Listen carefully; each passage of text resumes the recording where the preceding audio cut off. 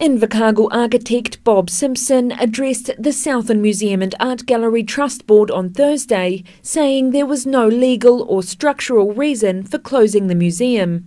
Backed up by structural engineer Lou Robinson, who presented his case by phone, Simpson told the board the seismic assessment report of the museum had been flawed. The report has made two assumptions which we believe are wrong. The first one is that they've assumed the ground is worse than it is, and then the other thing is they used an occupancy class of C, that is how many people in the building or how big the risk is, and as Lou explained and I explained, that's also not the correct deal.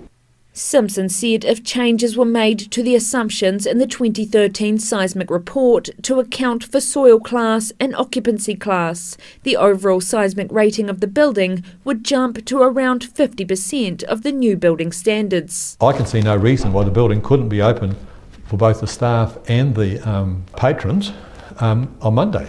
And I recommended in that paper that they guarantee the staff work for 6 months while they actually do employ a competent engineer to do a report on the current standards, not some 1913 standards, which, as Lou explained, have been changed significantly.